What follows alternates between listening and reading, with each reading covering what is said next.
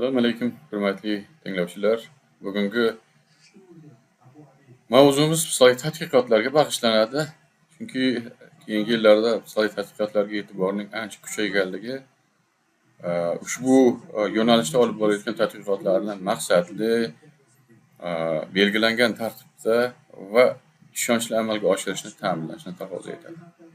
Shu nuqtai nazardan biz ushbu mavzuni taqdim etishimiz albatta bo'lg'usi tadqiqotchilar uchun muhim hisoblanadi. Chunki psixologik tadqiqotlarni asosiy xususiyatlarini bilish albatta amalga oshirilayotgan tadqiqotni maqsadli, to'g'ri va yetarlicha ta'minlashini belgilab beradi. Endi bugungi mashg'ulotimizda biz albatta quyidagi reja asosida amalga oshiramiz. Bu yerda psixologik tadqiqot haqida ma'lumot beriladi. Psixologik tadqiqot turlari, psixologik tadqiqot bosqichlari va psixologik tadqiqot uchraydigan ma'lum bir effektlar haqida ma'lumot beriladi.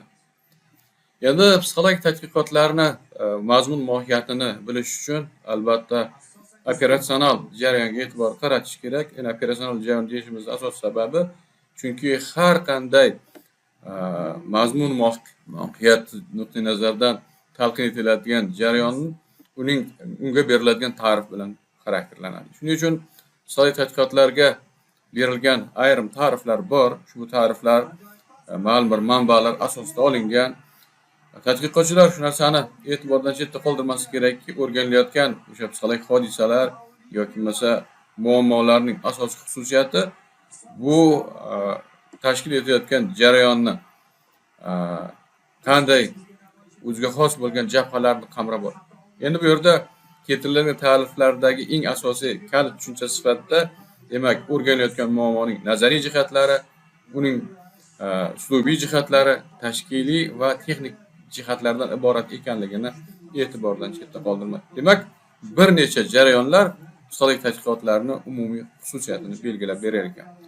Shu nuqtai nazardan kelib chiqib biz aytishimiz mumkinki, psixologik tadqiqotlar bu o'rganilayotgan psixik hodisalarning mazmun mohiyatini va ularning qonuniyatlarini ilmiy bilish usullari orqali aniqlashga qaratilgan tadqiqot jarayoni hisoblanadi. Endi bir narsani e'tiborga olishimiz kerak. O'zbekistonda yoki bo'lmasa xususan Markaziy Osiyoda psixologik tadqiqotlar masalasining ilk o'ziga xos bo'lgan tarixiy ildizi bor. Bu tarixiy ildiz bizni buyuk mutafakkirimiz Abu Ali ibn Sino tomonidan amalga oshirilgan va zamonaviy psixologik tadqiqotlar haqiqatan ham o'sha tarixiy xarakterga ega bo'lgan Ibn Sino tomonidan amalga oshirilgan tadqiqotda o'z isbotini topgan. Bu yerda haqiqatan ham inson psixikasi bilan somatika o'rtasidagi o'zaro bog'liqlik masalasi doirasidagi tajriba sinov bu narsani o'z isbotini topgan. Endi biz yaxshi bilamiz, Ibn Sino tomonidan olib borilgan tadqiqotda bir xil vaznga ega bo'ladigan ikki qo'zichoqni ratsion asosida boqish amalga oshiriladi va bunda har ikkala qo'zichoqni parvarishlash jarayonida biri doim ravishda berilgan ratsion asosida u vazni osib boradi, ikkinchisi esa aksincha vazni qaysidir ma'noda kamayib boradi. Endi bu yerda masalan o'ziga xos tomoni birinchi parvarishlanadigan qo'zichoqda erkinlik va o'z navbatida u parvarishlangan qo'rada hech qanaqa xavf-xatar yo'q. Ikkinchisi esa bevosita o'sha parvarishlanadigan qo'zichoqning ro'parasida albatta bo'ri bog'lab qo'yilgan bo'ladi va e'tibor berishimiz kerak. Zamonaviy psixologiyada haqiqatan ham psixika bilan somatika o'rtasidagi bog'liqlik masalasini Ibn Sino xuddi shu tajribada isbotlagan. Endi bundan tashqari psixologik tadqiqotlarda tanlanmalar masalasiga e'tibor tushuncha sifatida. Endi biz shu o'rinda aytib o'tib ketishimiz kerak, psixologik tadqiqotlarning o'ziga xos bo'lgan jihati ularning turlari bilan bog'liq. Endi mazkur masalada psixologik tadqiqot turlarini biz albatta 3 ga ajratilishi e'tibordan chetda qoldirmasligimiz kerak. Bular nazariy, empirik va tatbiqiy xarakterga ega. Endi har bitta tadqiqot turini alohida tavsifini keltirib o'tamiz. Endi ba'zi bir o'rinlarda tadqiqotlar bu nazariy xarakterga ega bo'ladi. Buni ham e'tibordan chetda qoldirmaslik kerak. Demak, nazariy tadqiqotlarni amalga oshirish ham bu tadqiqotchi tomonidan yuqori darajadagi saviya, yuqori darajadagi mahorat taqozo etadi. U mavjud bo'lgan holatlarni o'rganish asosida o'ziga xos bo'lgan ilmiy tadqiqot pozitsiyasini izohlash mumkin.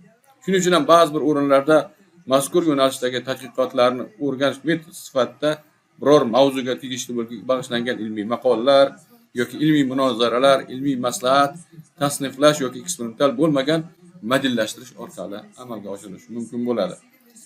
Endi biz yaxshi bilamiz, tadqiqotlarning eng keng tarqalgan va o'ziga xos bo'lgan tadqiqotchilar uchun muhim bo'lgan bu jihati bu empirik tadqiqotlar.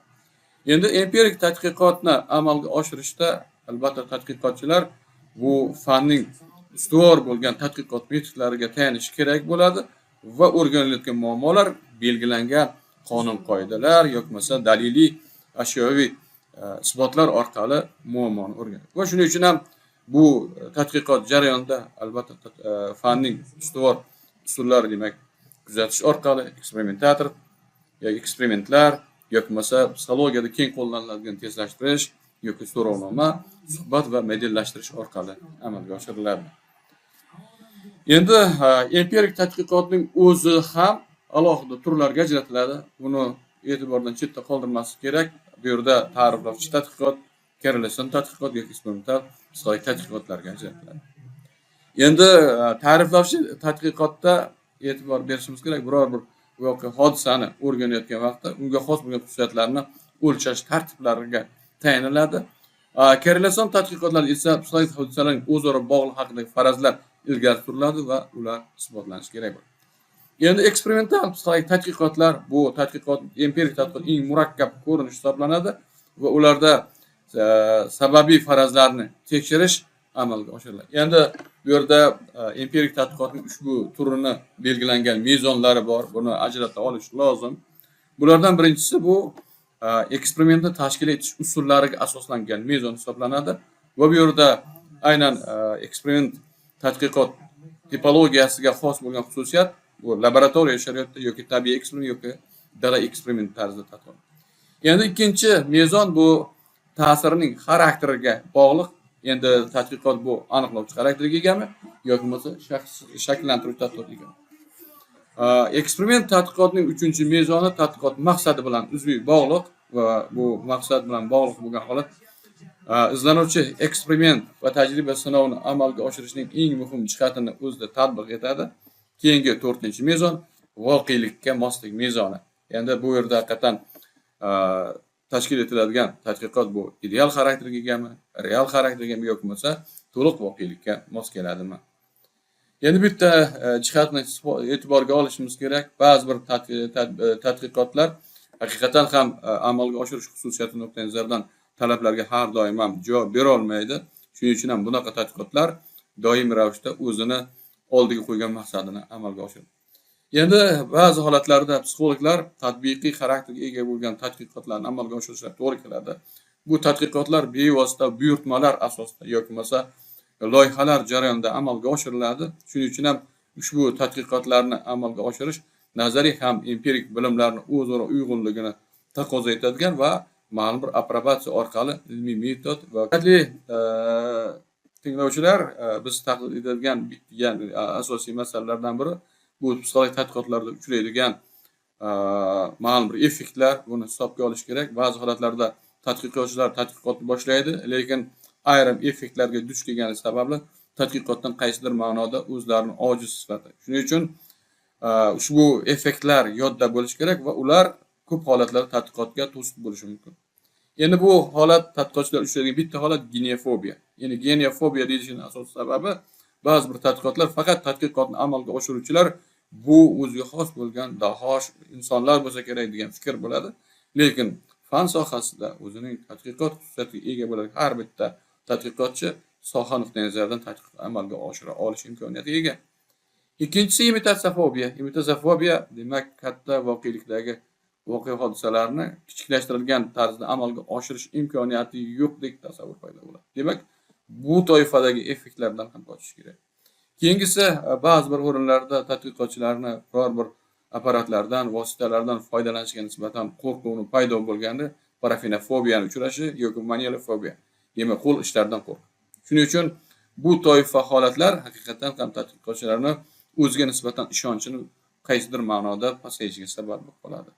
Yana ba'zi bir o'rinlarda mening tadqiqotim boshqa tadqiqotchilar amalga oshirgan ishdan qaysidir ma'noda oddiydek yoki bo'lmasa natijasizdek degan ekonofobiya degan fobiyani uchrashi ham tadqiqotchilarni qaysidir ma'noda tadqiqotga xalaqit beradi.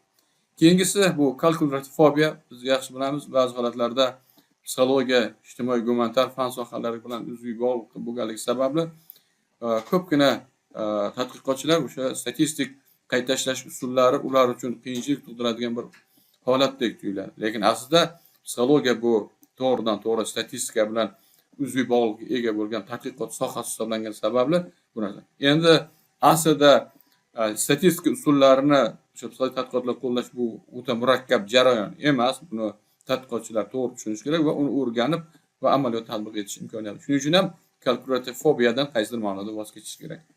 Keyingisi esa imperfekta fobiya. Bu aynan o'zi tomonidan amalga oshirgan tadqiqotni go'yoki yetilmagandek xususiyatini aks etadi. Endi aslida har qanday tadqiqot qaysidir ma'noda o'ziga oldiga qo'ygan maqsadga erishyaptimi, demak u tugallangan tadqiqot sifatida. Shuning uchun ham yuqorida sanab o'tilgan tadqiqotlardan qaysidir ma'noda